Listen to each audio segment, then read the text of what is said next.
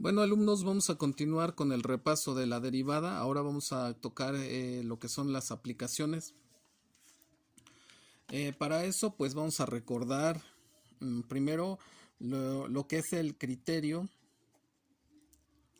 de la primer derivada.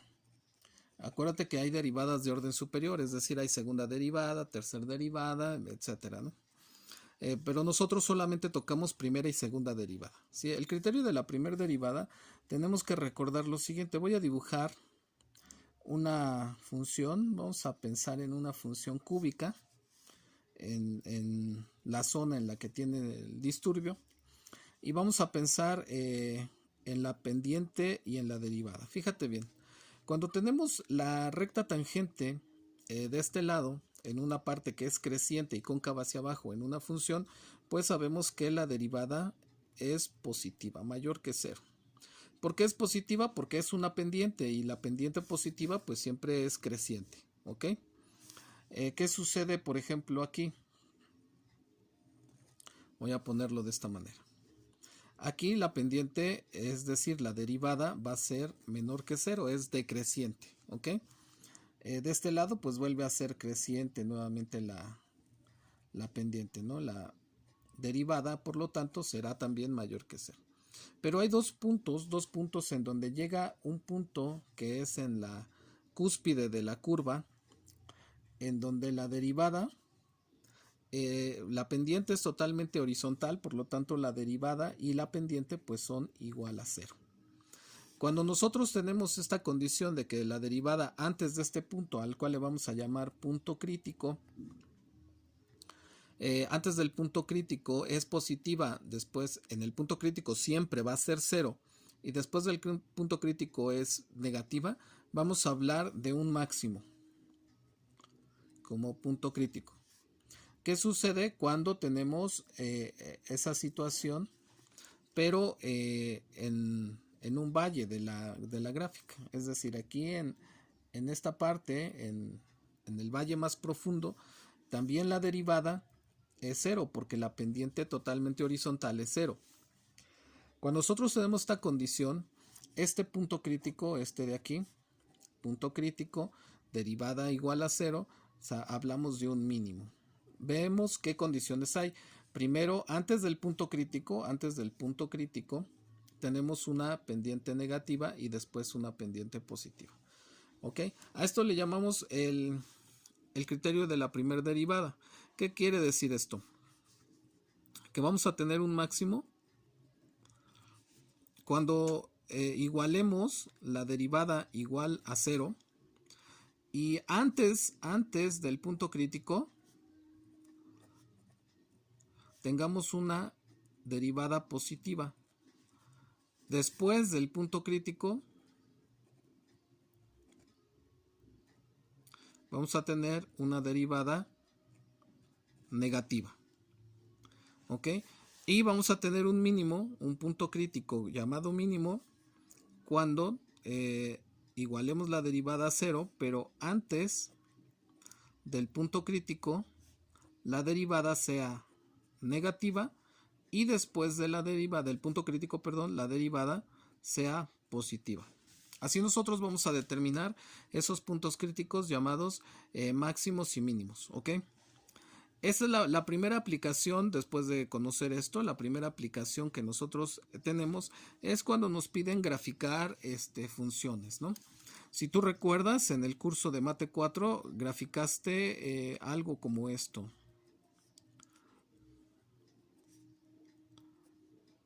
Por ejemplo, ¿sí? Y teníamos que factorizar y encontrar los factores, los binomios que nos daban las raíces, etcétera. Bueno, la primera aplicación es la gráfica de funciones, en donde los criterios principales es que la función igualada a cero me va a dar las raíces. Es decir, factorizamos esto y encontramos raíces. Acuérdate que el número de raíces por polinomio va a ser igual al número del grado mayor que tenga la variable x. Cuando tenemos la derivada igualada a cero, vamos a encontrar puntos críticos, que sería el máximo y el mínimo. Ok, aquí vamos a hacer nuevamente la gráfica para poder nosotros diferenciar algo. Fíjate bien, en esta gráfica hay una concavidad hacia abajo y llega un punto específico en el cual la concavidad se convierte hacia arriba. ¿Sí? Es el punto, en ese mismo punto la función va decreciendo y en ese mismo punto empieza aun cuando decrezca, mira, esta zona de decrecimiento y esta es la misma, pero en esa zona de decrecimiento aquí la concavidad cambia drásticamente. ¿Sí? A ese punto le vamos a llamar punto de inflexión. ¿Ok? ¿Cómo vamos a encontrar el punto de inflexión? Cuando la derivada sea igual a 0, la segunda derivada, perdón, vamos a encontrar el punto de inflexión. Entonces, dentro de la aplicación de gráfica de funciones, vamos a encontrar lo que es, primero, la función original igualada a 0 me da raíces. La primera derivada igualada a 0 me da los puntos críticos, máximo y mínimo. Y la segunda derivada igualada a 0 me va a dar el punto de inflexión. Con estas informaciones es más fácil que grafiquemos cualquier tipo de función, cualquier que sea la condición, pues podemos encontrarla. ¿De qué se trata la segunda aplicación, que es la optimización? La optimización generalmente se trata de encontrar esos puntos críticos máximos y mínimos, es decir, se va a basar en el concepto del punto crítico, en donde la derivada es igual a 0, en donde vamos a encontrar, fíjate bien, máximo rendimiento, mínimo, aquí pueden ser varios conceptos, ¿verdad? Mínimo consumo, mínimo gasto, máximo rendimiento puede ser de operación, puede ser de costo o de utilidad. Bueno, el costo va más implicado con el mínimo, ¿no? Mínimo costo. Y nosotros tenemos una variedad de ejercicios en los cuales podemos nosotros, mediante el encontrar una función, por eso es importante Mate 4, para que tú puedas identificar qué tipo de función estás trabajando, apliques la derivada, el criterio de la primera derivada, y con eso encontremos el máximo o el mínimo. El máximo rendimiento, el máximo de utilidad, el máximo costo, si es que es para encontrar la utilidad, o el mínimo consumo, mínimo gasto, mínimo costo. ¿Ok? Hay otra que esa la dejamos de lado, no vimos algún ejemplo, pero tú lo puedes verificar, que es cuando hay una razón de cambio.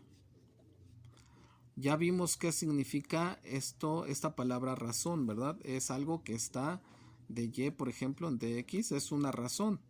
¿Cuánto cambia y respecto a cuánto cambia x? Y esto va a ser la derivada, ¿sí? ¿Dónde podemos ver eso? Por ejemplo, si tú recuerdas, bueno, aquí le voy a poner, puede ser una constante o puede ser una función. Aquí es igual la derivada de la aceleración respecto al tiempo, a la velocidad. Eso es de física, es una razón de cambio. Aquí es igual la derivada de la velocidad respecto al tiempo. Pues a la posición. ¿Ok? Estos problemas de velocidades y aceleraciones en movimiento rectilíneo, pues no dejan de aplicar lo que es el concepto de razón de cambio de la derivada. Si no lo vimos, pues has llevado buenos maestros de física, yo creo que ellos te han mencionado la necesidad de poder entender esto desde la perspectiva del nivel que ya tienes, ¿ok? Si nosotros vemos eso, pues no va a dejar de ser, por ejemplo, una trayectoria puede seguirse mediante una función cuadrática. El ejemplo más claro es el tiro parabólico. ¿Por qué se llama tiro parabólico? Porque es una parábola la que se dibuja en un tiro. Imagínate que aquí tenemos un balón, de repente es pateado, se lo despeja el portero y va a llegar hasta un punto de alcance, ¿no? Si tú te das cuenta, el balón sigue una trayectoria cuadrática. Si tú aplicas la derivada, pues puedes incluso graficar la parábola, puedes encontrar ese vértice, y ese vértice ¿qué es? Pues no es más que la altura máxima que encuentras, ¿verdad? Puedes encontrar la velocidad. Si tienes la velocidad, por ejemplo, la velocidad respecto al tiempo, pues vamos a encontrar la posición, quizás la posición máxima, dependiendo del ángulo de disparo, ¿verdad? Que alcanza el balón después de aplicarle cierta fuerza. Aquí acuérdate que se aplica una fuerza. Estas condiciones de la parábola, pues si nosotros observamos un poquito, puede ser que esto sea el lado recto o parte de un punto de simetría, ¿no? Porque inicia en 0 y llega a 0 en f de x. Entonces, ese tipo de aplicaciones en física tú ya las has estudiado. Lo que estudiamos anteriormente, pues fue estas dos, ¿no? Hacer una gráfica y mediante una aplicación real de un envase encontraste la minimización del material para elaborar el envase. Bueno, espero que esta clase ya nos esté acercando más al curso de cálculo integral, el cual vamos a llevar este semestre, y pues seguimos en contacto. Que estés bien.